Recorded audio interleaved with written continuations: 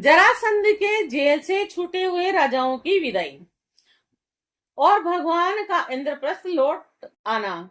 शुक्रदेव जी कहते कि परीक्षित, जरासंध ने अनायास ही 20,800 राजाओं को जीतकर पहाड़ों की घाटी में एक किले के भीतर कैद कर रखा था, और भगवान श्री कृष्ण के छोड़ देने पर जब वो वहां से निकले तब उनके शरीर और वस्त्र मेले हो रहे थे और वे भूख से दुर्बल हो गए थे और उनके मुंह सूख गए थे। जेल में बंद रहने के कारण उनके शरीर का एक एक अंग ढीला पड़ गया था। वहां से निकलते ही उन नरपतियों ने देखा कि सामने भगवान श्री कृष्ण खड़े हैं। वर्षाकालीन मेघ के समान उनका सांवला सलोना शरीर और उस पर पीले रंग का रेशमी वस्त्र पहरा रहा था।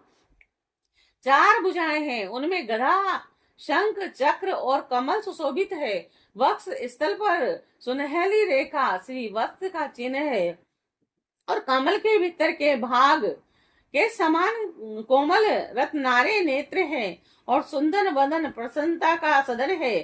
कानों में मकराकृति कुंडल और झिलमिला रहे हैं और सुंदर मुकुट, मोतियों का हार, कड़े, करधनी और गले में कौस्तुभ मणि जगमगा रही है और वनमाला लटक रही है।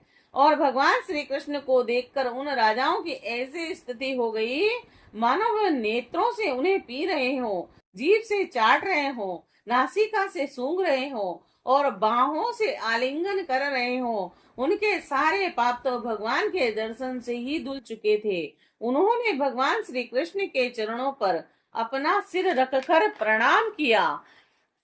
भगवान श्री कृष्ण के दर्शन से उन राजाओं का इतना अधिक आनंद हुआ कि कैद में रहने का क्लेश बिल्कुल जाता रहा और वे हाथ जोड़कर विनम्र वाणी से भगवान श्री कृष्ण की स्तुति करने लगे।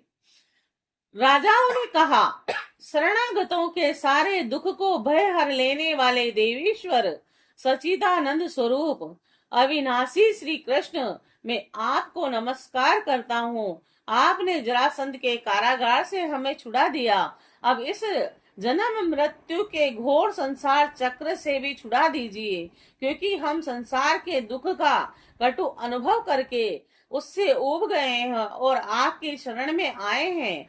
प्रभु, अब आप हमारी रक्षा कीजिए। मधुसूदन हमारे स्वामी, हम मगध राज जरासंध का कोई दोष नहीं देखते और भगवान, यह तो आपका बहुत बड़ा अनुग्रह है कि हम राजा कहलाने वाले लोग राज लक्ष्मी से युक्त कर दिए गए हैं, क्योंकि जो राजा अपने राज ऐश्वर्य के मद से उन्मत्त हो जाता है उसको सच्चे सुख की, कल्याण की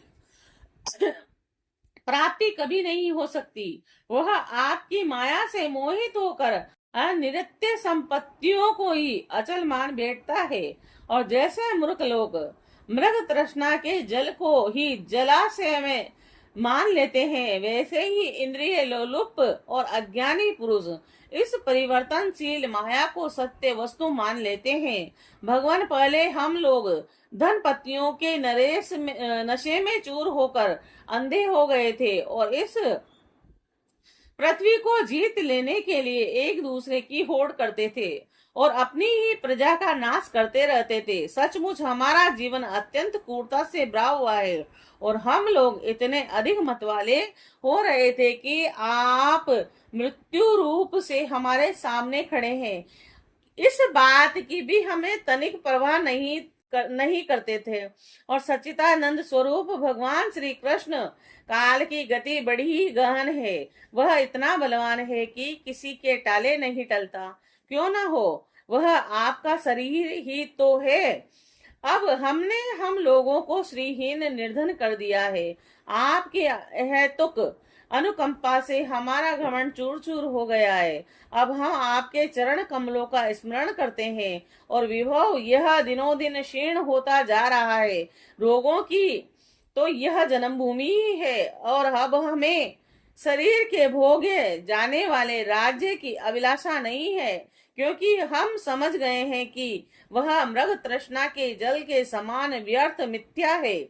और यही नहीं, हम कर्म के फल स्वर्ग आदि लोगों को भी जो मरने के बाद मिलते हैं इच्छा नहीं है, क्योंकि हम जानते हैं कि संसार निस्सार है, केवल सुनने में ही आकर्षण जान पड़ते हैं।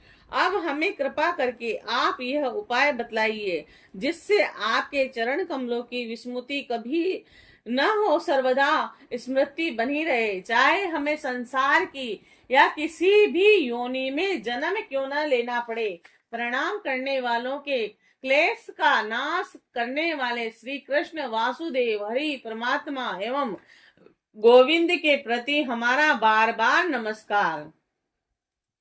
शुक्रदेव जी कहते हैं कि परीक्षित कारागार से मुक्त राजाओं ने जब इस प्रकार करुणा वत्सल्य भगवान श्री कृष्ण की स्तुति और शरणागत रक्षक प्रभु ने बड़ी मधुर वाणी से उन्हें कहा।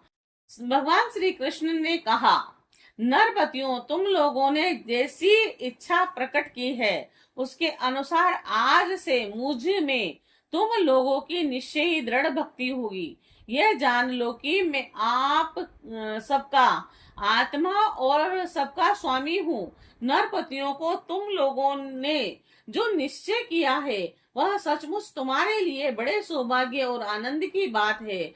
तुम लोगों ने मुझसे जो कुछ कहा वह बिल्कुल ठीक है, क्योंकि मैं देखता हूँ कि धन संपत्ति और ऐश्वर्य मद से चूर होकर बहुत से लोग उच्छलंक और मत वाले हो जाते हैं। हे नहुष, अवेन, रावण, नरकासुर आदि देवता, दैत्य और नरपति श्री मध्य के कारण अपने स्थान से पद से युक्त हो गए, और तुम लोग यह समझ लो कि शरीर और इसके संबंधी पैदा होते हैं और इसीलिए इनका नाश भी अवश्य भावी है। अतः उनमें आसक्ति मत करो, बड़ी सावधानी से मन और इंद्रियों को वश में रखकर यज्ञों के द्वारा मेरा यजन करो और धर्म पूर्वक प्रजा की रक्षा करो। तुम लोग अपनी वंश परंपरा की रक्षा के लिए भोग के लिए नई संतान उत्पन्न करो और प्रारब्ध के अनुसार जन्म मृत्यु सुख दुख लाभ हानि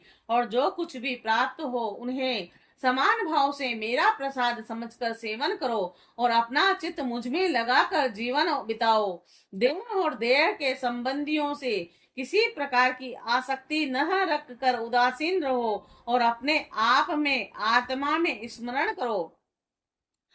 अपने आप आत्मा में रमण करो और भजन तथा आश्रम के योग्य व्रतों का पालन करते रहो। अपना मन भली भांति मुझ में लगाकर अंत में तुम लोग मुझ ब्रह्म स्वरूप को ही प्राप्त हो जाओ।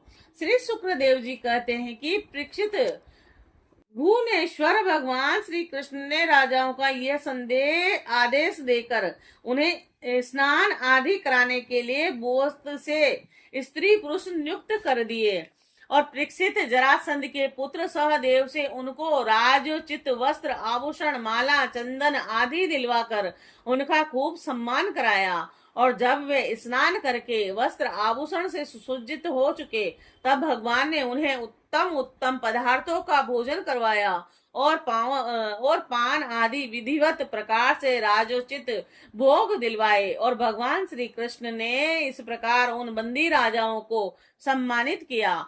अब वे समस्त क्लेशों से छुटकारा पाकर तथा कानों में झिलमिलाते हुए सुंदर सुंदर कुंडल पहनकर ऐसे शोभायमान हुए जैसे वर्षा ऋतु का अंत हो जाने पर तारे। फिर भगवान श्री कृष्ण ने उन्हें स्वर्ण और मणियों से विभूषित एवं श्रेष्ठ घोड़ों से युक्त रथों पर चढ़ाया और मधुर वाणी से तृप्त किया और फिर उन्हें उनके देशों को भेज दिया। और इस प्रकार उद्धार शिरोमणि भगवान श्री कृष्ण ने उन राजाओं को महान कष्ट से मुक्त किया। अब वे जगतपति भगवान श्री कृष्ण के रूप गुण और लीलाओं का चिंतन करते हुए अपनी अपनी राजधानी को चले गए और वहां जाकर उन लोगों ने अपनी अपनी प्रजा के परम पुरुष भगवान श्री कृष्ण के अद्भुत कृपा से लीला कह सुनाई। और फिर वही बड़ी सावधानी से भगवान के आज्ञा अनुसार वे अपना जीवन व्यतीत करने लगे। परीक्षित, इस प्रकार भगवान श्री कृष्ण भीमसेन के द्वारा जरासंध का वध करवाकर भीमसेन और अर्जुन के साथ जरासंध नंदन सहदेव से सम्मानित होकर इंद्रप्रस्थ के लिए चले और उन विजयी वीरों ने इंद्रप्रस्थ के पास पहुंचकर अपने अपने शंख बजाए, और जिससे उनके इष्ट मित्रों को सुख और शत्रुओं को बड़ा दुख हुआ। और इंद्रप्रस्थ वासियों का मन उस शंख ध्वनि को सुनकर खिल उठा, और उन्होंने समझ लिया कि जरासंध मारा गया, और अब राजा युधिष्ठिर का राजसूय यज्ञ करने का संकल्प एक प्रकार से पूरा हो गया। और भीमसेन अर्जुन भगवान श्री कृष्ण ने राजा युधिष्ठिर की वंदना की और यह सब कृत्य कह सुनाया जो उन्हें जरासंध के वध के लिए करना पड़ा। धर्मराज युधिष्ठिर भगवान श्री कृष्ण के इस परम अनुग्रह की बात सुनकर प्रेम से भर गए, और उनके नेत्रों से आनंद के आंसू और बूंदें टपकने लगी, और वे कुछ कह भी न सके।